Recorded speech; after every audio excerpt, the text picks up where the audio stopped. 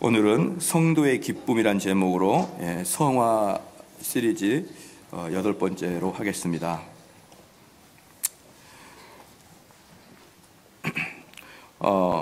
로마서를 먼저 좀 볼 텐데요. 우리 성도들은 이제 내 안에 성령이 내주하시는 사람들의 특징이 뭐냐? 그 사람들의 특징은 결론적으로 하나님처럼 거룩하게 되기를 원하는 거예요. 그러니까 누가 뭐라고 하지 않아도 내 소원은 하나님처럼 거룩하게 되기를 원하는 것이 성도들의 주된 특징입니다. 그런데 이 하나님같이 거룩하게 되기 위해서는 우리가 지금 어떤 과정을 거쳐야지만, 그리고 어떤 과정을 거치고 어떤 경건의 훈련을 해야지만 그 과정을 갈 수가 있느냐, 이게 중요한 것이죠. 그래서 우리의 이제 아주 본질적인 문제는 하나님처럼 거룩하게 된 것이지만, 하나님처럼 거룩하게 되기 위해서는 우리가 어떤 영적인 훈련을 해야 되느냐, 이게 로마서에 쭉 나와 있습니다. 그래서 이 로마서 6장은요, 죄에 대한 승리를 이야기하고 있습니다. 로마서 6장은 죄에 대한 승리를 이야기하고 있고요. 로마서 7장은 독특하게 분명히 6장에 죄에 대한 승리를 이야기했는데 7장에는 죄에 대한 투쟁을 이야기합니다. 여러분들이 이 신앙생활의 이 형태를 잘 알아야 됩니다. 하나님께서는 여러분에게 구원을 이루어 주셨지만 또한 여러분이 이 땅을 살아갈 때 구원을 완성해 나가야 되는 것이죠. 이것을 우리는 흔히 말하는 개혁주의의 아주 중심을 잘 잡아야 된다. 아주 예민한 부분이다. 또는 아주 텐션이 되어 있는 것이다라고 얘기하죠. 이게 뭐냐면 이미 우리는 구원을 받았지만 우리는 구원을 이루어 나가는 과정인 것을 여러분이 아셔야 되는 거예요. 이게 만약에 하나만 한다 그러면 이미 구원이 이루어졌다라고 말하든지, 또는 구원을 우리는 이루어 나가야 된다 이렇게 따로따로 말하면 둘 다 이단이고요. 두 개가 있어야지만 이 긴장감을 여러분이 항상 유지해야 된다는 거예요. 긴장감을. 우린 이미 구원이 이루어졌지만 우리가 죽을 때까지 구원을 이루어 나가는 과정이 우리 성도들의 삶의 특징이 돼야 됩니다. 그래서 로마서 6장은 죄에 대한 승리를 선언했고, 7장은 죄에 대해서 계속 투쟁을 묘사합니다. 7장은 계속 죄에 대한 투쟁을 이야기해요. 이미 승리를 했는데 투쟁을 하는 거예요. 8장은 그러면 이제 죄에 대한 투쟁 이후에 이 모든 것들을 승리로 이끌었을 때의 그 경험, 그 감동, 그 거룩함에 대한 그 기쁨, 이제 이것들을 이야기하는 게 이제 8장인 거예요. 그렇기 때문에 6장은 죄에 대한 승리, 7장은 죄에 대한 투쟁, 8장은 경건함을 경험했을 때의 기쁨과 거룩함, 이제 이런 것들을 드러내는 게 8장입니다. 그래서 재밌는 건 뭐냐 그러면요, 바울은 성령님을 이야기할 때 1장 4절에 이야기를 합니다. 1장 4절에 성결의 영으로는 이제 이렇게 성령님을 보여주거든요. 그래서 많은 교회에서 성령에 대한 영, 성령이 오시면 능력이 있어서 뭔가 기적을 일으키고 이적을 일으키고 병이 치유되고 이런 식의 성령의 영을 이렇게 이야기하는데, 그것은 성령의 영 중에 아주 일부분에 불과합니다. 진짜 성령의 영의 의미는 뭐냐면 성결의 영이에요. 그럼 누가 성령 충만함 받은 거냐? 그럼 방언하고 기절하고 쓰러지고 거품 물고 이런 사람들은 성령을 받은 것이 아니고, 누가 성령을 받았느냐? 그 사람이 성결한 삶을 사는 사람이 성령을 받은 거예요. 그렇기 때문에 우리의 주제가 성화의 길인데, 이 성화의 길을 갈 수 있는 사람들은 성령이 내주한 사람, 성령이 내주하는 사람들은 왜? 성결의 영이 나를 이끌어가기 때문에 성결의 영입니다. 바로 그게 성령님이에요. 그렇죠? 그런데 로마서 1장 4절에 이 성령님을 이야기하거든요. 성결의 영, 성령님 이야기하고, 그리고 성령님이 두 번째로 나오는 게 어디냐 그러면 8장 2절입니다. 8장 2절이에요. 8장 2절에 이는 그리스도 예수 안에 있는 생명의 성령의 법이 이게 처음으로 나오는 겁니다. 그러니까 1장부터 시작해가지고요, 8장 1절까지는 성령님이란 단어가 안 나와요. 그러니까 여기서 여러분들이 무엇을 좀 인식을 해야 되냐 그러면 이런 겁니다. 성령님, 나를 좀 이렇게 해 주십시오. 성령님, 나를 좀 죄에서 이끌어내십시오. 이거 아니라는 거예요. 1장부터 8장까지 앞에 7장 마지막까지 이 이야기는 여러분들은 죄에서 여러분이 스스로 나와야 된다는 거예요. 무슨 성령님 의지하고 하나님 의지하고 그러지 말라는 거고, 이 모든 죄의 싸움은 내가 죄로부터 탈출을 해야만 된다. 이게 지금 로마서에서 이야기하고 있는 것입니다. 우리가 그렇게 하나님이 하셨고, 하나님이 예정하셨고, 하나님이 나를 이끄셨고, 이런 이야기를 너무 많이 듣다 보니 한쪽을 또 치우치는 거라니까요, 이게. 그러면 내 모든 것을 하나님이 하시니까 하나님 나에게 죄짓지 않는 마음 갖게 해주시고, 하나님 내가 죄짓지 않는 환경 만들어 주시고, 하나님 내가 죄짓지 않도록 해주십시오. 이렇게 기도하면 안 되는 것입니다, 여러분. 이건 그리스도인의 모습이 아니에요. 그리스도인의 모습은 1장부터 6장, 7장까지 자기가 죄 안 짓는 겁니다, 자기가. 이게 8장 2절에 성령이 두 번째로 나오게 된 근거입니다. 그래서 1장 후반부터 쭉 보면은요, 하나님의 도우심 이런 거 거의 안 나와요. 거의 보면은 너 마음속에서 죄가 어떻게 진행되는지 봐라. 네가 얼마나 추한 놈인지 봐봐. 이게 계속 나타나는 거예요. 그리고 그 죄가 어떻게 싹트고 어떻게 열매 맺고 그 모든 것들을 일일이 살펴보란 말입니다. 그래서 사랑하는 성도 여러분, 우리 그리스도인들은요, 이걸 오해하지 말고 잘 들으십시오. 그리스도인들은 어떻게 이 땅을 살아가야 되냐면요, 하나님이 아니 계신 것처럼 살아가야 돼요. 아시겠죠? 일 적당하게 하고 일 적당히 열심히 한 다음에 나머지 하나님이 알아서 해주십시오. 하나님 부탁합니다.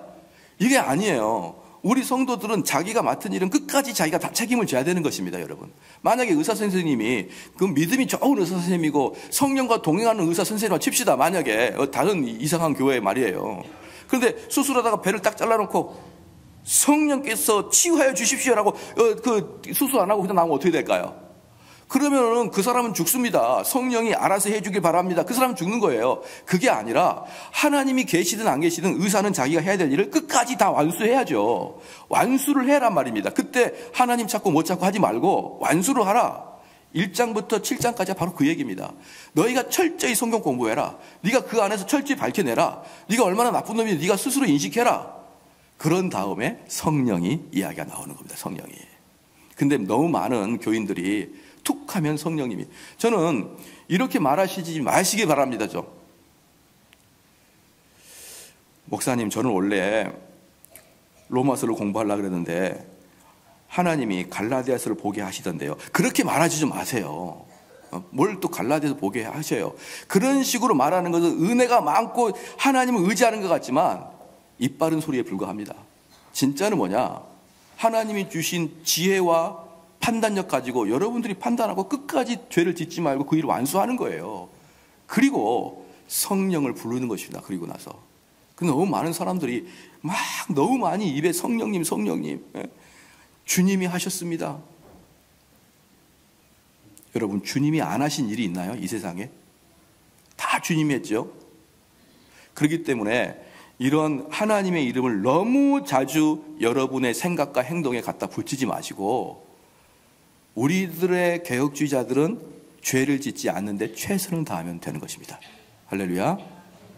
너무 많아요. 많은 교회가 너무 입만 열면 주님이 하셨어요. 주님이 나를 이끄셨어요. 그러는데 여러분, 그것은요 지나친 겁니다. 지나친 거예요.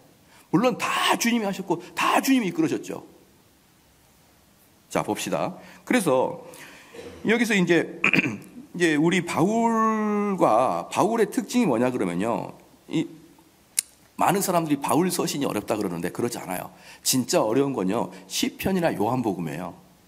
바울 서신은 논리적이기 때문에요, 조금만 배운 사람들은 그 논리에 따라서 다 이렇게 해석이 됩니다. 근데 요한복음이나 시편은요, 요한복음도 시처럼 썼어요. 시. 함축적인 단어, 상징적인 단어, 이렇게 시를 썼기 때문에 사실은 요한복음이 더 어려워요. 로마서 같은 경우는 그대로 읽어나가면 됩니다. 근데 이 로마서나 바울의 특징 중에 하나가 뭐냐면 죄인과 죄인 아닌 것을 딱 구별을 합니다.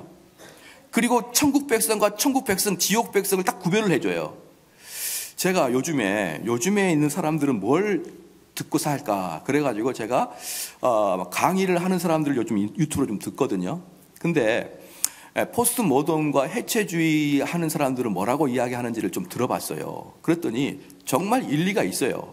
일리가 있는 게 뭐냐 그러면 그들은 이렇게 말을 하더라고요. 제가 강의를 들어보니까, 제가 많이 듣지 못했거든요. 몇 개만 들었는데, 너희 만약에 사랑이다. 그럼 사랑이 뭐냐? 물어보면 말할 수 있나요?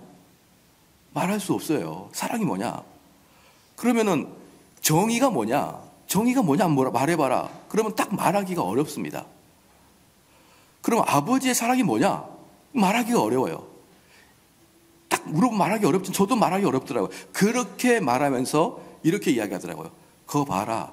이 세상엔 딱 정해진 게 없다는 거예요. 다 보는 사람의 관점에 따라서, 경험한 관점에 따라 다 다르기 때문에 이게 맞다라고 이야기하는 것 자체가 폭력이라고 합니다. 폭력이라고.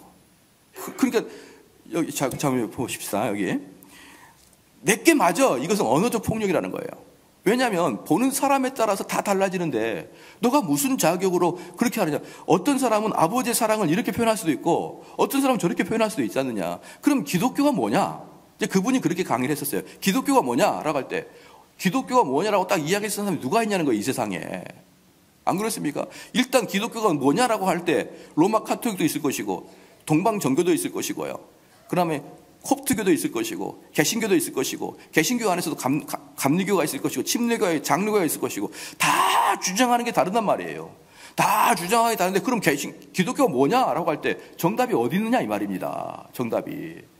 사람마다 자기들이 가지고 있는 사상마다 가지고 있는 신앙마다 전부 다 다르게 이야기하니까 사실 이게 답이다라고 말하는 것은 사실 어렵다는 거예요. 그러니까 그 말을 듣고 있으니까요. 저는 그 사람의 이 논리를 반박할 게 아무것도 없는 거예요. 정말 그러네요. 맞네요. 나는 아무리 내가 개혁교회를 옳다고 말하지만 저도 많이 논쟁을 해봤습니다. 그런데 자유주의자라고 만나면요. 대화가 안 됩니다. 전혀 대화가 안 돼요. 아, 이렇게까지 차이가 있구나. 똑같은 한국 사람이고 똑같은 예배를 드리지만요. 전혀 신학에 따라서 기독교를 드러내는 게 전혀 다릅니다. 이렇게 다르는데 이 개혁교회만이 옳다라고 말하는 게 되냐 이 말이에요. 뭘 근거로 이 개혁교회가 옳다라고 말할 수가 있습니까? 이렇게 말할 때 저는 그분의 말이 옳다라고 느껴집니다. 그리고 딱히 반박할 것도 별로 없었어요. 그런데 문제는 뭐냐면 곰곰이 생각해 보니까 결국은 이거다. 이게 아무것도 없어지는 거예요. 이거다. 해체주의가 그거더라고요. 바로 이거다라고 말하는 게 아무것도 없어지고 그냥 공이에요. 공.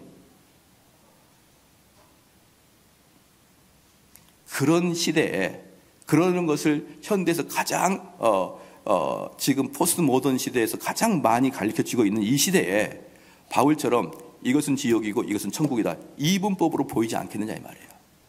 그래서 제가 곰곰이 생각해 봤어요. 왜 내 설교를 이분법적으로 생각할까라고 생각해 봤는데 그렇습니다. 바로 현대 해체주의와 현대 포스트 모던에 물들어 있는 분들은 이 바울이 말하는 천국과 지옥을 딱 나누는 것은 이분법적, 구시대적 철학적 사고지 현대에서는 그렇게 말할 수는 없다라고 말합니다. 그런데 제가 그 강의를 쭉 듣고 한 가지 느낀 게 있어요.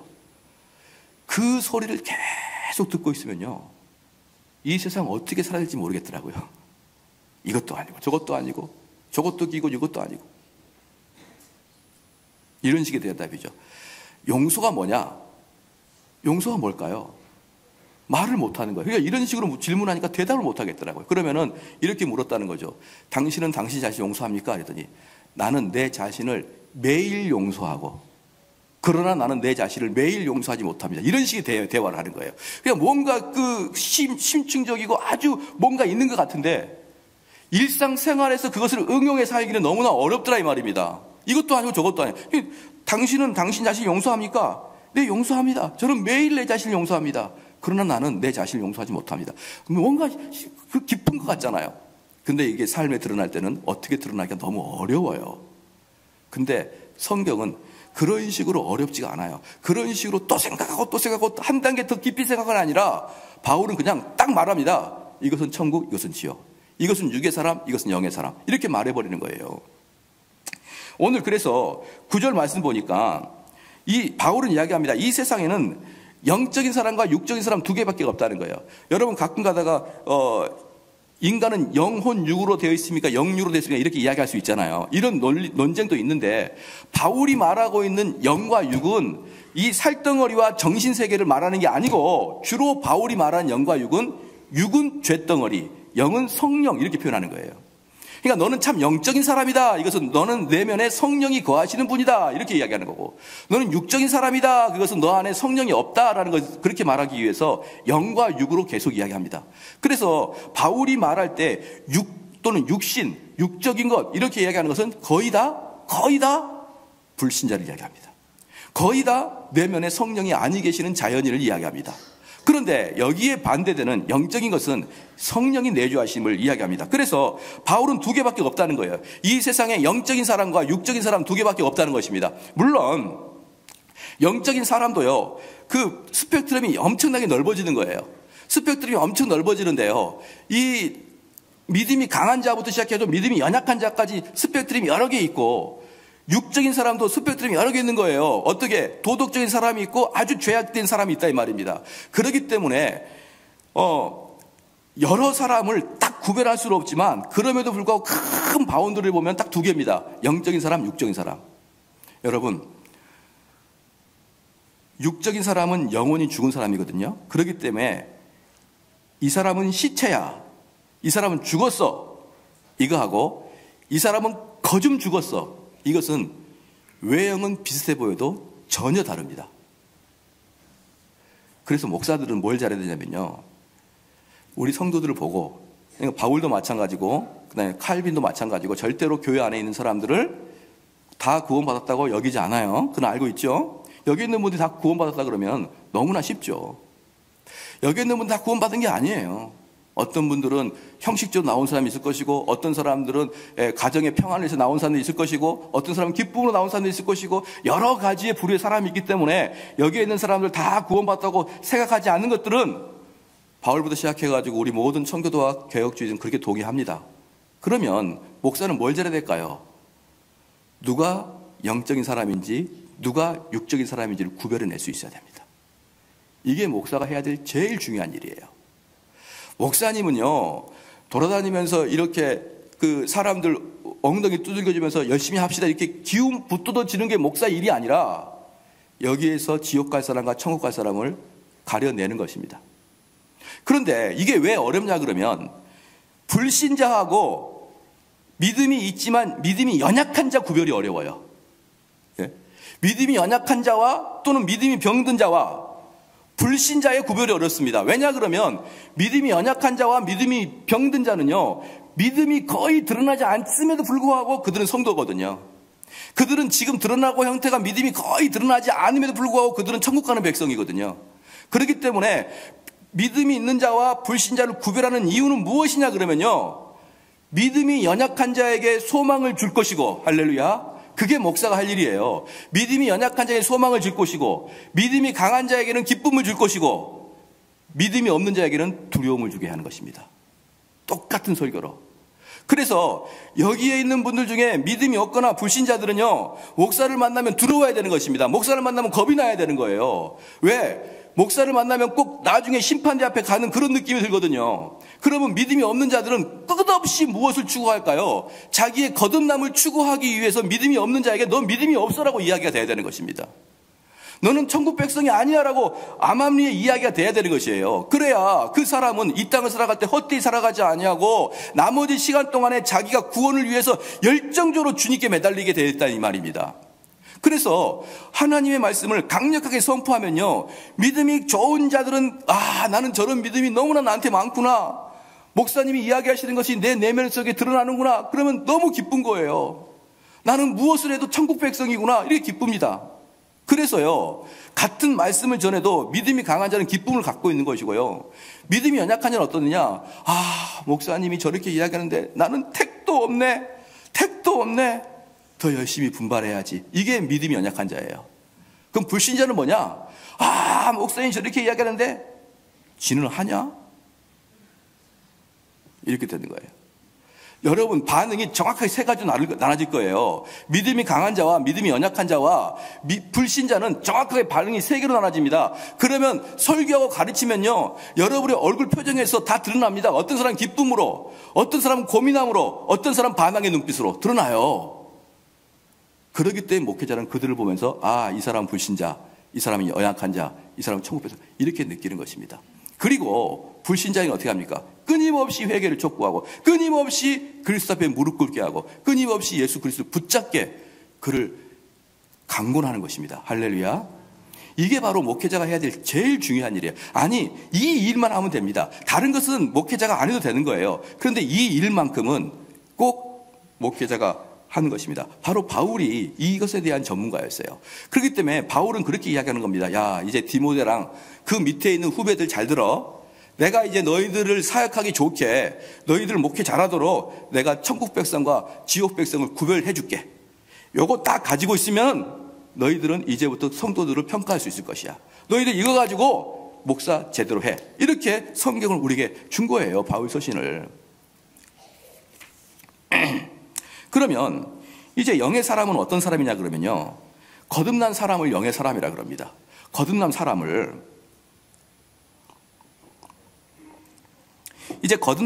영의 사람이라 그러는데 이 거듭남을 잘 이해가 안 된다 그러면 영어로 표현하면 더 쉽습니다. born again이에요. 다시 태어난다. 다시 태어난다는 것은 뭐냐면요. 전혀 형질이 바꿔져 버리는 거예요. 형질 자체가 바꿔집니다. 즉 화학적 변화가 일어나는 거예요. 흑인이 백인이 되듯이 백인이 흑인이 되듯이 전혀 다른 인종이 돼버린다 이 말입니다. 그렇죠? 더 심하게 말하면은 사슴이 사자가 되는 것이고 사자가 사슴이 되거나 더 심하게 이야기하면은 돌이 사람이 된 겁니다. 시체가 사람이 된 거예요. 그래서 거듭난다는 것은 이 거듭나기 이전과 거듭나기 이후에 완전히 바뀌어버리는 것이에요.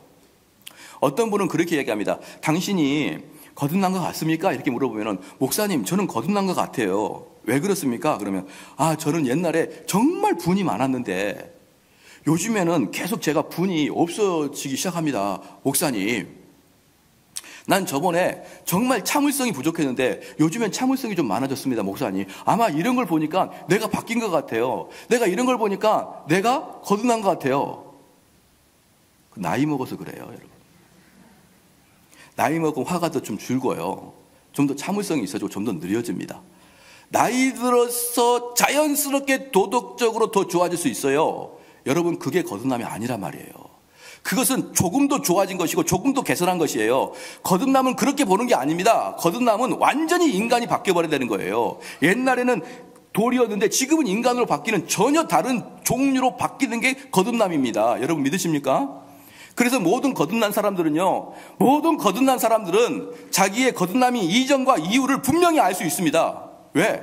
DNA가 바뀌었으니까. 목사님, 그래서 저는 거듭난지 않는지 잘 모르겠습니다. 그런 자들이 거듭나지 않았다고 성경에 나와 있는 거예요. 그러면 목사님, 그럼 내가 거듭났다고 마음을 먹어야죠. 그렇게 해서 되는 것도 아닙니다. 여러분이 실질적으로 바뀌어버렸느냐, 그것을 확인하시기를 주님은 축원합니다. 그러면 어떻게 바뀌었느냐? 옛날에는 그분의 삶을 따라 사는 게 너무 지겨웠습니다. 근데 그분의 삶을 따라 사는 게 뭡니까? 하나님 말씀 듣고 성경 공부도 하고 기도도 하고 이러면서 그 말씀에 순종하려고 노력하고 이렇게 살아가려는 게 너무나 지겨웠습니다. 왜요? 이 세상에서 너무 멋진 일들이 많으니까. 이 세상에서 성취할 일이 너무 많으니까 하나님 말씀을 듣고 하나님 말씀, 그 예수 그리스도께서 말씀하신 그 발 앞에서 듣기를 원하는 그 마리아의 모습이 아니라 이 세상에 돌아다니면서 성공과 출세를 위해서 돌아다니는 게 너무 바쁘고 너무 화려하고 그것에 비해서 이 교회에서 가르친 것들은 너무나 수준이 낮고 너무나 어린이와 같은 느낌이 들기 때문에 도대체 이것에다가 나의 인생을 투자하기는 어려워요. 이곳에 나의 인생을 투자하기는 이건 너무나 소녀와 같아요. 그래서 그 사람들은 이 세상에서의 그것을 획득하기 위해서 불철주야 다녔습니다. 그때는 이 하나님 말씀을 따르고 하나님 성품을 참여하고 우리의 태도가 변하는 것에 대해서 별로 신경을 쓰지 않다가 어느 날 내가 밖에서 일을 해도 꼭 그 말씀이 듣고 싶고 기도하고 싶고 말씀을 좀 연구하고 싶고 내가 왜 이러지? 이게 바로 거듭난 사람의 전형적인 특징이에요. 우리 주님이 그때는 사랑스럽지 않았는데 어느 날부터 사랑스러워지고, 그렇죠? 사랑스러워지다 보니까 우리 주님이 사랑스러워져요. 근데 그 주님 말씀이 교회에서 선포가 됩니다. 그런데 이 밖에 있으니까 교회 가서 말씀을 듣고 싶은 거예요. 말씀을 듣고 싶기도 하고, 때로는 이렇게 비가 오는데 교회는 물 새지 않나? 이런 고민도 하다가 이 밖에 나가서는 여러분들이 보십시오. 거듭난 사람은 이제 완전히 새 사람이 된 거예요. 새 사람이 된 건데 어떻게 새 사람이 되냐 그러면 나의 가치관이 완전히 바뀌어버린 것입니다. 그러면 이 가치관을 가지고, 이 바뀌어버린 가치관을 가지고 이 세상 친구를 딱 만나잖아요. 그 이 세상 친구는 맨날 다른 사람 욕이나 하고, 작전이나 짜고, 부동산 이야기나 하고, 돈 이야기하고, 맨날 세속적인 이야기만 하고 앉아있는 거예요. 옛날 친구를 만나니까 야 요즘엔 용산이더라 뭐 이러면서, 용산에 땅을 사야 된다, 다른 데는 안 된다 이러면서 막 정보를 주는 거예요. 막 그러면 야 거기에 관심이 있었는데 지금은 야 내가 그게 관심이 별로 없다. 어디 갔더니 야 그 학원 너무 좋더라, 그 학원에 갔더니 그냥 막 애들 성적이 쭉쭉 오르더라, 그런 막 열정을 갖고 있다가 야 이제부터 내 아들의 영혼이 더 걱정이다, 내 아들이 영혼이 더 걱정이야. 이런 마음으로 여러분 변해보셨나요?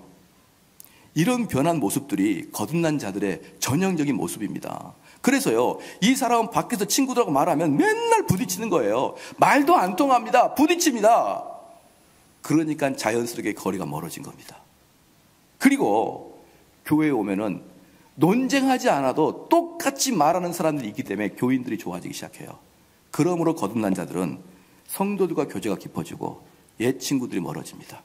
그렇기 때문에 만약에 여러분들께서 야 나는 몸뚱이린 교회에 있는데 진짜 내 속마음은 내 옛날 친구한테 털어놓는다, 내 그놈하고는 내 마음이 탁탁 맞는다, 이러는 분, 여러분 거듭났는지 안 거듭났는지 여러분 다시 조사하십시오. 거듭난 자들은 옛날 술 친구들, 옛날 세상 친구들과 속마음 털어놓을 수 없습니다. 그런데 그들과 속마음 털어놓고 그들과 희로애락을 나누고 그들과 같은 시간을 많이 보내고, 여러분 두렵지 않으시나요? 두렵지 않습니까?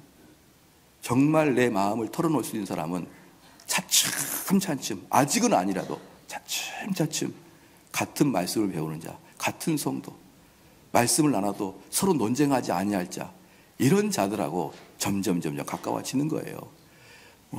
정말 외로울 때, 괴로울 때 주님 얼굴 안 보고 맨날 막걸리나 마시가면서 친구한테 야 친구야, 야 내가 오늘 오랜만에 너랑 막걸리 한잔 해야겠다, 내가 교회 다니다가 그동안은 술도 안 먹었는데 내가 정말 속이 타가지고 도대체 이걸 내가 붙잡아 놓을 수가 없다, 나랑 너랑 술 한잔 하면서 이야기 좀 하자. 여러분 아직도 그러고 계십니까?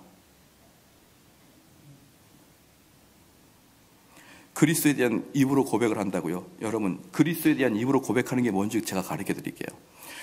내가 나더러 주여 주여 하는 자마다 다 하나님의 나라 갈 수 없다고 분명히 우리 주님이 말씀했지요. 그렇기 때문에 저 여러분께서 나는 주님을 나의 구주로 영접합니다, 그거 아무 필요 없는 거예요. 아시겠죠? 그거 자꾸 그걸 큰 무슨 건수로 생각해가지고 너 언제 구원받았니? 그러니까 나 옛날에 세례받을 때 주님을 나의 구주로 영접합니다 고백했는데요, 그게 나의 그 구원의 증거인데, 여러분 그거 아닙니다. 주님께서도 분명히 그거 아니라고 말씀하셨어요.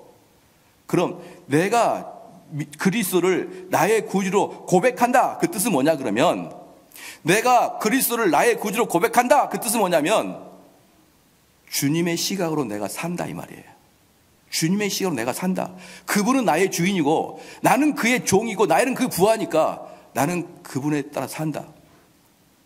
옛날에 그 드라마를 보니까 제5공화국 드라마가 있었습니다. 제5공화국 드라마가 있었는데 그때 전두환 아직 기무상가 사령부 대장일 때 그 장세동이랑 그 음식을 먹는 그 드라마에 한 커트가 있어요. 참 재밌었습니다.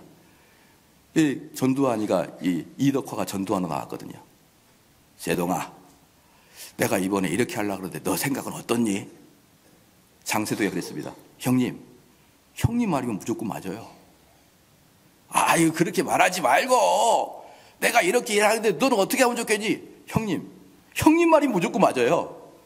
전두환이가 허허허 니밖에 없다. 우리가 주님한테 그래야 됩니다. 주님 말이 무조건 맞아요. 우리 의견이 어디 있습니까? 우리가 성경 말씀에 우리 의견이 어디 있습니까? 장세동이가 전두환한테도 그러는데 우리가 주님한테는 어떻게 되겠습니까? 무조건 맞습니다. 사랑하는 성도 여러분, 성도가 성경 말씀 많이 봐야 되고 설교 많이 들어야 되고 기도 많이 하는 거 맞습니까? 틀립니까? 맞죠? 그러면 그렇게 합시다. 그러면은 아유 목사님 내가 이번 주에 너무 바빠가지고 그렇게 힘든데요 라고 아니라 목사님 말이 맞습니다. 내가 그렇게 하겠습니다. 다른 것도 아니고 주님 말씀 듣겠다는데, 다른 것도 아니고 기도하겠다는데 무슨 변명이 필요하겠습니까? 주님 말씀이 맞습니다. 여러분 그렇게 되시기를 주의 이름 축원합니다. 그게 바로 주님을 나의 주로 고백한 거예요. 주님 말씀이 맞습니다. 무조건 맞습니다. 그분은 해가 달이라 그래도 나는 맞습니다. 그분은 네모가 세모라 그래도 그분은 맞습니다. 나는 내 주관적 판단, 나의 지식 의지하지 않고 오직 성경이 그렇게 말하면 그거 맞습니다. 여러분 그렇게 되시기를 주의 이름 축원합니다. 그게 바로 고백이에요. 내가 그리스도를 나의 주로 고백한다는 것. 그래서 고백한다는 게 뭐냐면 나의 태도와 성향, 기질, 사고, 유형이 완전히 바뀌어서 이제 본질적으로 완전히 변해서 옛 습관으로 돌아가지 않는 그러한 자가 되는 것입니다. 담배를 피워보시는 분 계시죠? 담배를 피워보시는 분 계실 텐데 이제 여러분들이 연말이 되면 담배를 끊기로 결정하지 않습니까? 그럼 담배를 끊기로 결정한 사람들은 어떻게 발생이 되냐면 한 일주일쯤 되면 이제 못 참습니다. 너무너무 담배가 그리워요. 그런데 길거리에서 누가 담배를 쭉 빨고 갑니다. 그럼 그 뒤에 따라가면서 하고 하는 거예요. 너무나 피고 싶은데 피지는 못하겠고 하는 겁니다. 하는 거예요.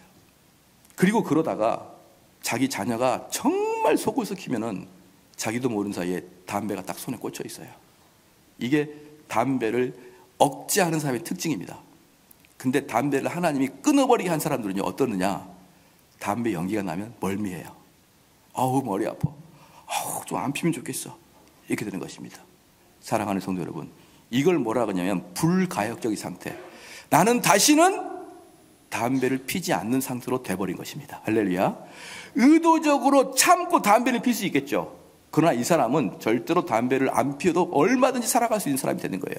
그러므로 하나님께서 성령께서 여러분 마음속에 내주하셔서 여러분 속에서 살아 계신다 그러면 어떤 일이 발생하느냐? 이전과 이후에 불가역적으로 변해버립니다. 무슨 말이냐? 막 우리 교회가 이제 기도회를 하겠습니다. 그러면은 어떤 교회는 무슨 다니엘 20일 기도회 하고 뭐 어떤 교회는 특세하고 그러는데 그 기간 동안만 열심히 나온 게 아니라 아예 이 사람의 성향 자체가 기도와 말씀 보는 걸로 바뀌어져 버린다는 거예요. 기도와 말씀과 전도하는 걸 바뀌어져 버리는데 이것은 불가역적이라 그 이전에 기도하지 않고 그 이전에 말씀 보지 않는 그 상태로 돌아가는 게 아니라 이제는 영원토록 말씀과 기도에 전무하는 자가 되기 시작합니다. 여러분 바로 그게 성령이 내주한 사람이에요. 그러니까 성령이 내주하지 않은 사람은 어떨까요? 목사님이 이번에 특세하자 그랬으니까 내가 새벽에 나와가지고 하는데 특세 끝나고 번아웃 당해가지고 뭐 하고 계십니까? 너무 고통스러워 지금 한 달 동안 쉬고 있는데요. 그리고 내년 이맘때까지 또 기다리고 있는 거예요. 여러분 그것은 성령이 내주해서가 아니라 자기의 의지로 하고 있는 것이죠. 그렇기 때문에 성령의 내주하심은 불가역적 상태로 변한다. 내가 이전에는 좋아했던 것이 이제는 싫어지고 이전에는 싫어했던 것이 이제는 사랑하게 되는 그런 단계. 사랑하는 성도 여러분, 이것을 여러분이 체험해야 됩니다. 이것을 체험하는 게 성도라는 뜻이에요. 이걸 체험하지 못하면 성도가 아니고 이걸 체험하는 자들이 성도인 것입니다. 6절 말씀에 보십시오. 육신의 생각은 사망이요 영의 생각은 생명과 평강이라. 이게 무슨 말이냐면요, 이제 바울은 이렇게 이야기하는 것입니다. 야, 너희들은 옛날에는 육의 종노릇이었다. 사망과 죽음의 종노릇이었다.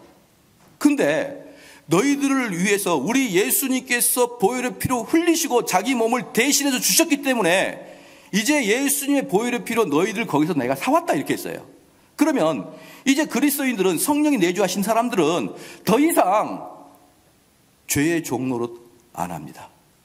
여러분 이게 중요한 게 뭐냐면 성도가 죄를 짓지 않는다 이게 아니고 성도는 죄의 종노릇 될 수 없습니다. 성도는 죄의 종로로 될 수 없습니다. 우리는 이미 성도가 된 사람들은 이미 그리스도에게로 와버린 자예요. 죄와 사망의 법이 성령의 법으로 바뀌어버린 것입니다. 할렐루야. 그렇기 때문에 그럼 죄의 종로로 되어 있는 사람이 어떤 사람이냐 그러면요, 그 죄를 짓고 싶지 않아도 또 지고 또 지고, 죄를 짓고 나서 안 하겠다 또 짓고.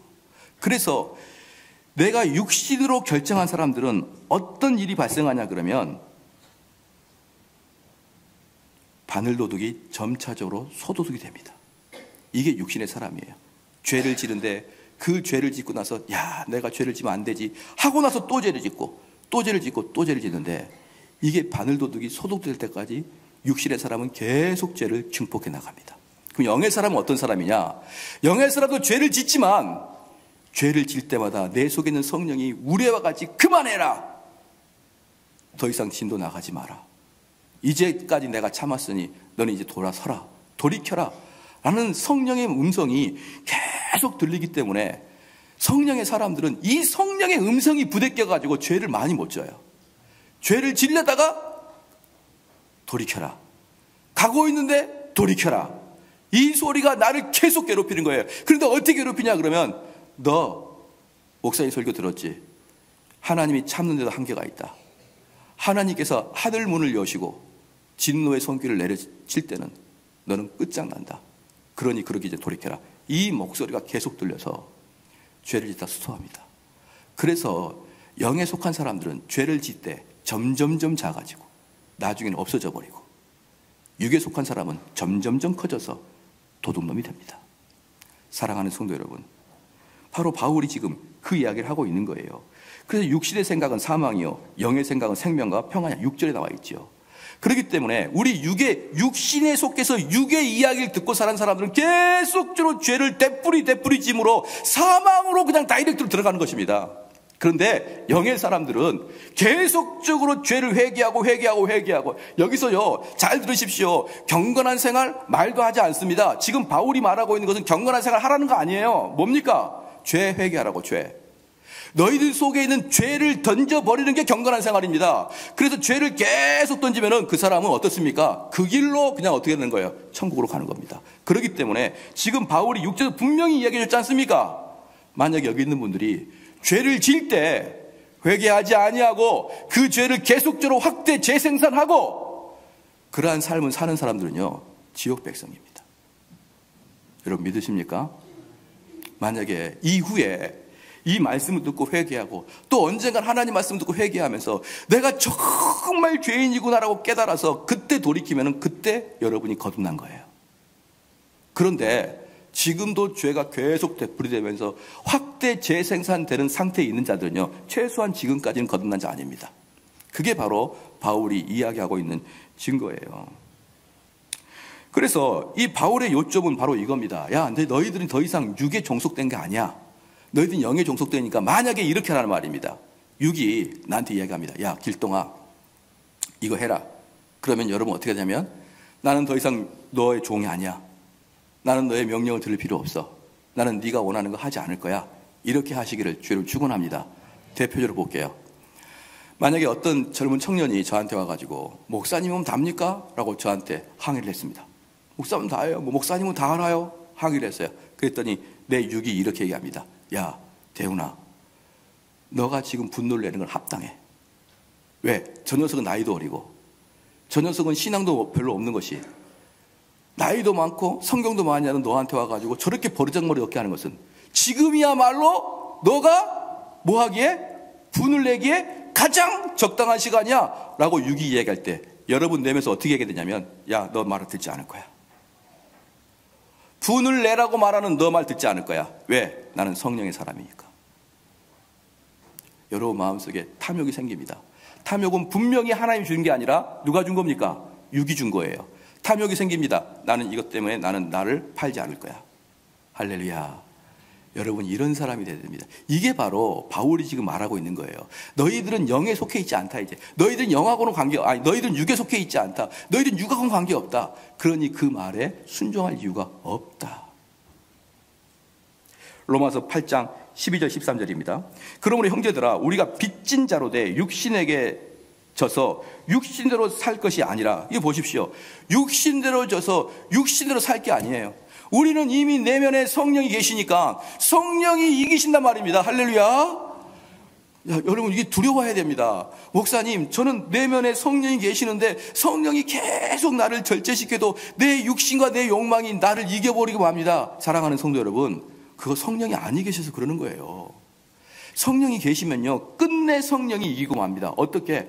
우리를 위로하고, 우리를 책망하고, 우리에게 경고 주고, 또 우리에게 또다시 소망을 주고, 이렇게 우리를 계속 우리 마음을 달래시면서 성령은 우리를 더 이상 죄를 짓지 않게, 아까 뭐라 했습니까? 성결의 영이, 우리를 성령이 이끌어 가십니다.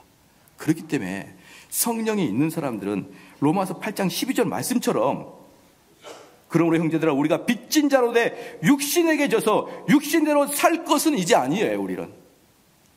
여러분 믿으시죠? 이런 모습이 저와 여러분, 우리 교회에 가득해야 됩니다. 저 사람이 처음에 교회 올 때는 정말 나쁜 사람이었어요. 근데 하나님 말씀을 그렇게 듣더니 이제 10년 지나니까 완전히 변해 있는 것입니다. 누가 봐도 이것은 바울 같아요. 너가 어떻게 이렇게 변했니? 나도 몰라. 하나님의 은혜지요. 13절 보십시오. 너희가 육신대로 살면 반드시 죽을 것이로되 영으로서 몸의 행실을 죽이면 살리니. 그러니까 영으로서 몸의 행실을 죽으면, 그러니까 내 몸이 화를 내, 이번에 좀 음행을 해, 이번에 좀 탐욕을 부려, 이번에 좀 어떻게 사기를 쳐, 이렇게 육신이 계속 나한테 이야기할 때 영으로 그것을 죽여버리면 그 사람은 천국 백성이다 이 말이에요. 여기에 그 13절이 그 말씀입니다. 13절이. 너희들 마음속에 계속 그런 죄, 육신의 생각들이 떠오를 때마다 여러분 속에 또 다른 성령의 법이 그걸 누르는 거예요. 여기서 중요한 게 뭐냐면 누르는 게 있냐는 거예요. 그러니까 어떤 사람은, 목사님, 나는 그거 아닌가 아는데 성령이 나에게 하지 말라고 하는데 맨날 내가 이겨버려요. 성령을 내가 이기니 그게 문제예요. 이건 성령이 아니라니까요. 성령은 여러분의 육신을 누르게 돼 있다 이 말이에요. 그래서 여러분이 죄를 짓지 못하도록 그렇게 사는 사람들은 생명의 법으로 들어갈 것이다 이 말입니다. 그래서 이 땅에 살아갈 때 다 압니다. 여러분 스스로 다 알아요. 내가 지옥인지 천국인지. 이 로마서만 잘 해석하면요, 그냥 다 이게 답입니다. 우리 주님이 이렇게 말씀하시는 거예요. 내가 너희들 다음에 심판대 앞에 오기 전에 심판대 앞에 와서 우리 백보자에 앉아 계신 예수님, 이 세상을 주관하신 그 예수님에게 여러분 심판받을 때 이거 가지고 내가 심사 내겠다는 거예요. 이거. 내가 이거 가지고 너희들 심판 낼 거야. 자, 이거 있니? 이거 있니? 이거 있니? 그러니까 나한테 오기 이전에, 우리 하나님한테 오기 이전에 여러분 인격에 다 집어넣어야 됩니다. 다 집어넣고, 그리고 주님이 심사합니다. 야, 길동아, 증명해봐. 내봐. 뭐 있니? 내봐. 그럴 때 여러분 속에 있는 이 복음의 흔적들을 끄집어내가지고, 주님, 내가 이렇게 살았나이다. 내가 이렇게 이해했나이다. 내가 이렇게 방어했나이다. 아, 착하고 충성된 종아, 내가 너에게 작은 것을 맡겨도 이렇게 잘했거늘. 너에게 큰 상을 주노라. 할렐루야. 그런데 딱 주 앞에 갔는데, 길동아, 내봐. 뭘요? 내봐. 아, 주보요. 주보. 아니, 주보 말고 너가 참된 성도라는 증명을 내봐. 아, 내가 안수집사 말고 참된 성도라는 증거만 내봐. 모르겠는데요. 저는 그게 뭔지 모르겠습니다. 여러분, 그런 날이 오지 않을까요? 이 성경이 지금 그것을 여러분에게 경고하고 있는 것입니다. 좀만 더 말씀하겠습니다. 그러면 이 새로운 성품이 뭐냐? 그럼 좋습니다. 새로운 성품이 뭐냐? 아, 옛날에는 구성품이 있었는데 이제 새 성품이 나왔어요. 옛사람은 죽고 새 사람이 나왔습니다. 새 사람이 나오면 그 새 사람에 맞는 새 성품이 있어야 되는데, 그럼 그 새 성품이 뭐냐? 딱 하나입니다. 꼭 기억하십시오. 방금 로마서 8장 13절 말씀처럼 여러분의 영이 육의 소욕을 죽이고 있느냐? 이게 새 성품이에요. 여러분의 영이 육의 욕망을 죽이느냐? 죽이는 게 있으면 여러분은 새 성품입니다. 여러분 잘 들어보십시오. 우리 주님이나 바울은 얼마나 죄를 싫어했는지요. 얼마나 죄를 싫어했는지 잘 들어보십시오. 마태복음 5장 29절 30절 말씀에, 만일 내 오른눈이 너로 실족하게 하거든 빼어버리라. 내 백체 중 하나가 없어지고 온 몸이 지옥에 던지지 않는 것이 유익하며, 또한 만일 내 오른손이 너로 실족하게 하거든 찍어내어 버리라. 내 백체 중 하나가 없어지고 온 몸이 지옥에 던져지지 않는 것이 유익하니라. 사랑하는 성도 여러분, 이 말씀을 중세시대 때는 문자 그대로 믿었어요. 중세시대 때는. 그래가지고 중세시대 때는 그 수도원에서 밤만 되면 비명소리 납니다. 왜 비명소리 났을까요? 눈알 빼고 있느니라고. 내가 잘못된 걸 봤다고 눈을 빼고 있느니라고. 밤마다 비명소리 납니다. 왜 그렇습니까? 손을 잘라내니라고. 그래서 교부 중에 아주 유명한 오리겐이라는 교부가 있었어요. 오리겐. 이 교부는 거세했습니다. 이 말씀을 그대로 믿고. 근데 이 말씀은 문자 그대로 우리의 육체를 손상시키라는 말이 아니고 죄를 얼마나 강력하게 싫어하는 걸 보여주고 있는 거예요.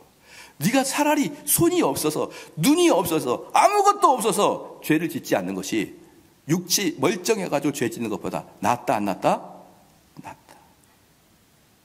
낫다. 할렐루야.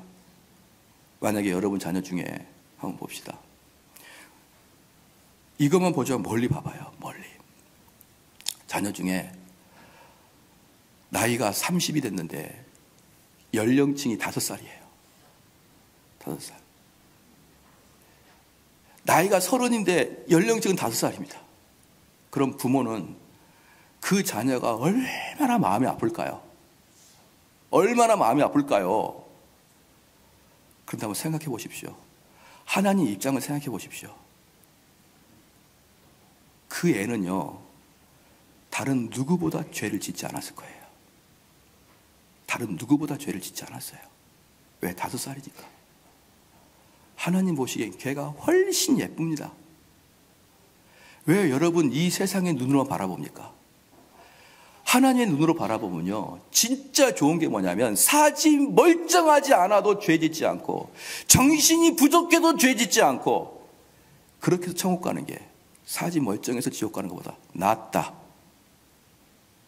여러분, 저는 그래서 그렇게 30이 됐는데 나이는 5살이어가지고 그냥 해맑아서 동심으로 돌아다니는 걸 보면요, 속으로 그런 마음이 들어요. 그래, 너희 엄마는 힘들겠다만 참 너는 천국 갈 것 같다. 참 너는 어쩌면 너무 행복할 것 같다. 여러분, 이 땅의 시각으로 보지 마십시오. 이 땅의 시각은요, 이 땅에 뭐가 잘 되고 건강하고 뭐 뺄 거 없고 그러면 더 좋은 것 같지만 진짜 우리 주님 보시기에는 죄 졌느냐 안 졌냐요. 죄 졌냐 안 졌냐. 마틴 로이 존스 목사님이 이 구절을 설명하면서 로마서 8장 12절 13절을 설명하면서 이렇게 설명했습니다. 우리가 처음으로 실질적인 적용의 단계로 들어오는 것이 바로 8장의 이 부분이다. 이 부분 이전에는 교리고 이론이고 그랬습니다. 근데 8장 12절 13절 이후부터는 성화를 어떻게 이룰 것인지 실제적인 지침이에요. 그래서 지금까지 본 것은 모든 그리스도인에 대한 일반적인 묘사였다. 그리스도인의 성품과 자유에 대한 것이었다. 그러나 이제 사도는 명확하게 성화의 교리를 다루기 시작한다. 여기에서 사도는 어떻게 실제로 그리스도인이 성화가 되는가에 대해서 말한다. 그것을 다르게 표현하면 여기에서 사도는 자세히 그리고 실질적으로 어떻게 그리스도인이 죄와 전쟁을 벌여야 될 것인가를 말하고 있다. 로이 존스가 말하고 있는 게 뭐냐면요, 로마서 8장 12절 13절부터 성화를 나타내는데 그 성화가 뭐냐? 어떻게 하면 선한 행위를 할까가 아니라니까요. 시작. 뭐라고요? 어떻게 하면 죄를 제거할까요? 어떻게 하면 죄를 제거할까? 이게 바로 성화입니다. 성화는요, 죄 짓지 않는 게 성화예요. 그래서 죄 죽임, 죄를 죽이는 노력이 있는 사람은 필히 내면에 성령이 있는 사람만이 가능한 것이고, 그래서 제가 지금 성화의 길을 여러분 설교를 드리는데요, 이 성화의 길은 내면에 성령이 없는 사람에게는 소규의 경일기입니다. 들리지도 않고 중요하지도 않아요.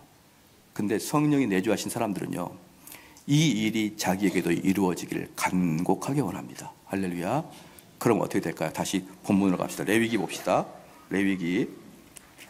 그럼 이 사람들이 이렇게 살아갈 때 나중에 최종적으로 어떤 사람이 되느냐? 레위기 11장 45절 봅시다. 44절부터 볼게요. 11장 44절부터. 그러면 이들은 궁극적으로 어떤 모습이 자기에게 드러나길 원하느냐? 11장 44절에 나는 여호와 너의 하나님이라 내가 거룩하니 너희도 몸을 구별하여 거룩하게 하고 땅에 기는 바 기어 다니는 것으로 인하여 스스로 더럽히지 말라. 나는 이 세상과 구별되기를 소원하게 되겠다 이 말입니다. 이 세상과 구별되기를. 이 땅의 것들이 나를 더럽히지 아니하도록 우린 각별히 조심할 것입니다. 45절 말씀에 나는 너의 하나님이 되려고 너희를 애굽 땅에서 인도하여 낸 여호와라. 애굽 땅에서 인도하여 낸 여호와라. 이것은 뭐냐면 나는 너희를 구원했다는 것입니다.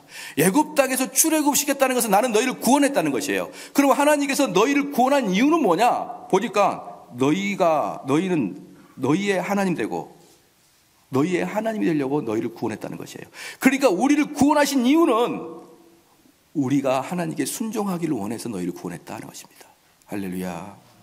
그 다음에 애굽 땅에서 인도하여 낸 여호와라. 내가 거룩하니 너희도 거룩할지어다. 할렐루야. 그래서 참된 성도는요, 어떻게 하면 내가 죄를 짓지 않을까? 내가 어떻게 해야 이 죄로부터 떨어져 나갈 것인가? 이것에 골똘한 것입니다. 오늘 그 소요리 문답 배우신 분 계시죠? 소요리 문답 제1문답에 인간의 삶의 목적이 뭐예요? 우리가 하나님을 기뻐하고 그를 영화롭게 하는 거잖아요. 그죠? 그럼 하나님을 기뻐한다는 게 뭐냐면요, 나의 가장 그 근저에 나의 기쁨과 슬픔을 가장 근저에서 좌우하는 것이 하나님이란 말이에요. 예를 들어 이런 거예요. 내가 정말 기뻐요. 근데 왜 기쁜지 가만히 봤더니 우리 아들이 너무 좋은 대학을 들어갔어요. 너무 기뻐요. 내가 정말 기쁩니다. 왜 기쁜지 봤더니 우리 딸이 너무 좋은 데 시집을 갔어요. 내가 정말 기쁩니다. 뭐가 기쁩니까? 사업이 너무 잘 돼요. 내가 정말 슬픕니다. 집안이 어려워요. 자, 이런 분들은요, 모든 기쁨과 슬픔의 근원이 예수 그리스도가 아닙니다. 예수 그리스도가 근원인 사람들은 물론 이것도 기쁘죠. 정말 기쁜데 그 기쁨은 뭐랑 비교가 안 되냐면은 참 깊숙하게 있는 하나님과 비교가 안 됩니다. 그럼 이거예요. 우리 아들이 이번에 1등해서 정말 기뻐요. 그런데 아들아, 나는 네가 신앙생활을 진심으로 하지 못하는 거 보니까 너무 슬프다. 나는 너가 이렇게 잘한 거 너무 기쁜데 너에게 신앙이 없는 걸 보니 이 아버지의 한숨이 너무 깊다. 너의 모든 자람이 신앙 없는 걸로 모든 게 저주가 되어가고 있다. 아들아, 나는 너가 1등한 것도 좋고 너가 좋은 대학 가는 것도 좋지만 너 하나님을 절대로 그런 식으로 섬기지 마라. 아들아, 너 왜 요즘 기도 안 하니? 아들아, 너 왜 요즘에 성경 안 읽니? 아들아, 너 왜 요즘에 예배 시간에 딴 생각하니? 이런 걸로 여러분이 자녀와 가정을 대하고 있나요? 아니면 그게 아닌 다른 걸로 진짜 기쁨이 있나요? 아빠 1등 했어. 어디서? 주일학교에서? 에이, 그래. 아빠 1등 했어. 어디서? 반에서. 너무 축하해. 야, 우리 외식하러 가자. 아빠, 나 암송했어. 아빠, 나 영어단 다녀왔어. 여러분도 모르는 사이에 여러분 자녀에게 여러분의 진심을 다 들킵니다. 자기도 모르는 사이에. 기뻐하고 슬퍼하는 걸 보면서 자녀가 우리 아버지, 우리 어머니는 무엇을 가장 소중히 여기는지 알게 됩니다. 사랑하는 성도 여러분, 결론을 맺겠습니다. 우리는 영에 속한 사람, 육에 속한 사람 두 개가 있는 거예요. 근데 영에 속한 사람의 특징이 뭐냐면 새로운 성령이 여러분의 육의 소욕을 계속 죽이는 것입니다. 이거 하나만 있으면 돼요. 이거 하나만 있으면 여러분 구원 받아요. 근데 영의 소욕이 자꾸 육의 소욕을 죽이지 못하고 자꾸 육이 드러나고 더 재상산되고 더 죄가 커지고, 이건 여러분 지옥 가는 사람이에요. 지옥 가는 사람. 왜? 영이 없으니까. 기도하시겠습니다.